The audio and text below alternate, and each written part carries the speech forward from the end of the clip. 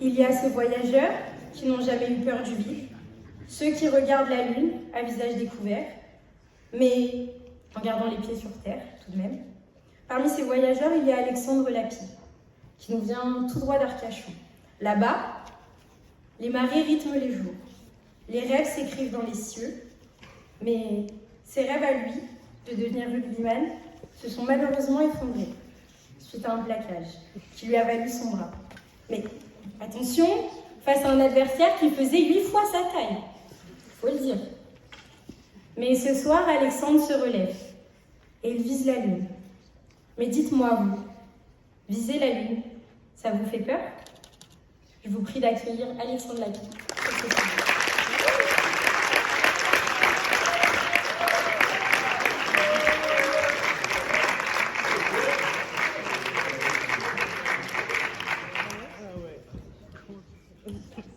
Il n'était pas si grand que ça, celui qui m'a plaqué.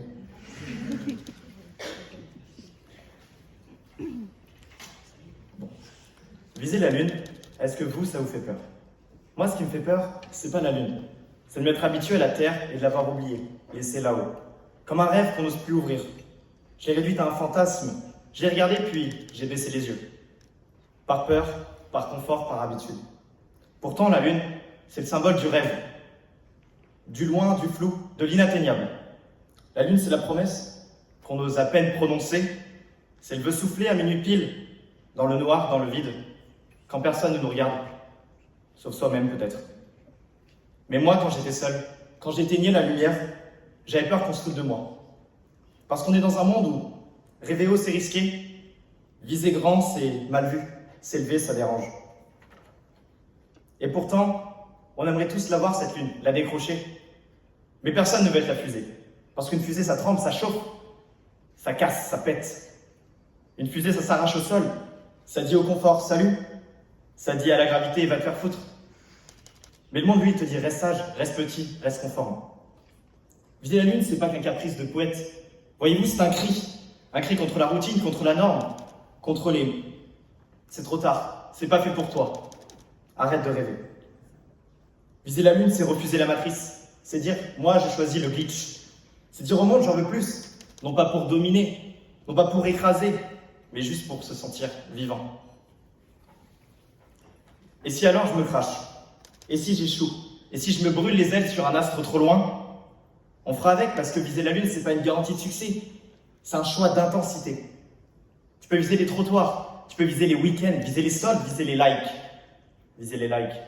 Sauf qu'à force de liker ta vie, t'as liké ta vie sans jamais la vivre.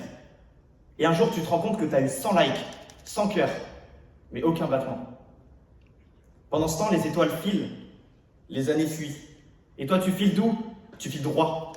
Jusqu'à ce qu'un jour, on te demande, ou que tu te demandes tout simplement, et moi, dans toute cette galaxie de gens pressés, j'étais quoi? Une comète ou simplement un commentaire? C'est pas ça qui fait vibrer. Ce qui fait vibrer, c'est oser l'instable, oser l'impossible.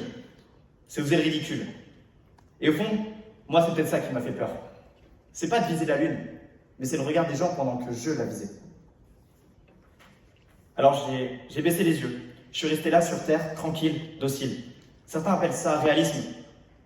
Mais je vais vous dire un truc, le réel n'a jamais fait rêver personne. C'est l'irréel qui fait marcher, l'utopie qui fait courir, et le vertige qui donne des ailes. Alors avec mes leçons, je vais dire quelque chose de très honnête, c'est que moi, la lune, du coup, je ne l'ai pas toujours visée. Un jour, il y a un truc qui a tout changé. Un événement qui m'a arraché au sol, projeté dans un autre orbite. Malgré moi. Parce que parfois, on vise la lune, non pas par ambition, mais par devoir. Par douleur, par amour. Moi, avant 2018, j'étais bien ici. Les deux pieds plantés dans la routine. Je visais pas plus loin que le vendredi soir, ou alors un jeudi soir, à la limite. Mais ce soir-là, c'est pas une fusée qui a explosé. C'est mon pote qui est mort. Ce soir-là, j'ai senti la gravité. Pas celle qui te retient au sol. Non, l'autre. Celle qui t'écrase le cœur. Alors un soir, un virage, un bruit sec dans la nuit, un coup de volant sur une route sans lumière. Sur une route sans lumière. Et depuis la lune, je la regarde plus pareil. Elle me dit, toi t'es encore là, alors t'as pas le droit de rester au sol. Alors maintenant je vise pour deux, je vise pour lui, je vise pour nous. Parce que lui, il rêvait haut, il vivait vite. Il brûlait de cette intensité que certains appellent folie, mais que moi j'appelais juste vie. Et je sais qu'il me regarde, non pas dans le ciel, mais dans cette pulsion du dépassement qui me traverse à chaque fois que moi j'ai peur. Et j'entends cette petite voix me dire « Vas-y, fonce, on n'a qu'une vie. » Mais c'est con parce que lui, sa vie elle a été trop courte. Alors non, viser la lune, ça ne me fait plus peur. Et j'y crois encore et encore. Ce qui me fait peur, c'est de trahir la promesse que j'ai faite en silence. Moi, je vise la lune parce que je dois bien ça. Parce qu'il y a un feu là-haut qui continue de brûler quand ici, plus rien ne brille. Alors je vise, non pas pour m'élever au-dessus du vide, mais bien pour compléter ces phrases qui n'ont aucun sens aujourd'hui. C'est à plus tard, c'est ces matins sans frisson, c'est creux dans l'espace, et ces soirs sans feu. Je vise parce qu'ici tout est trop bas, les ambitions sont plafonnées, les rêves sont en location, et même l'élan est mensualisé. Moi je veux pas réussir à tout prix, je veux réussir à prix libre. Pas cocher les cases, mais casser le cadre. Alors si je touche jamais cette lune, si je rate et si je retombe, eh ben, au moins j'aurais volé.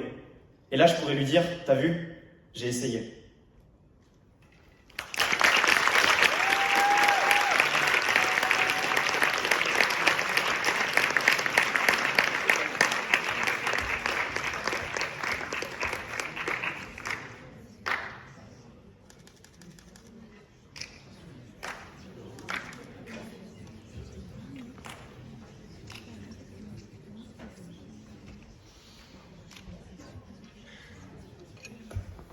Eh ben, c'est encore moi qui m'y colle. Alexandre, j'ai deux questions. Oui. La première question, c'est comment s'appelait ce pote dont vous nous avez parlé? Oui. La seconde question, c'est que j'ai bien compris que vous aviez baissé les yeux. Vous nous en avez parlé tout à l'heure. Moi, j'aimerais bien savoir pourquoi est-ce que vous levez le poing? Ok. Alors, mon ami s'appelait Adrien. Et alors, j'ai baissé les yeux pendant longtemps, parce que peut-être manque d'ambition ou alors manque de confiance en soi. Mais voilà, en tout cas, c'est passé en 2018. Ça a été un enseignement pour moi, qui fait qu'aujourd'hui, c'est une force plus qu'une tristesse. Et c'est pour ça que voilà, ça m'a donné de l'ambition, ça m'a prouvé qu'il fallait quand même qu'on profite de la vie, qu'on cherche le succès, mais tout en restant dans le prix libre. Voilà, c'est ce que j'ai essayé de démontrer. C'est pour ça qu'aujourd'hui, je serre le poing et que on va aller décrocher la lune avec Audencia.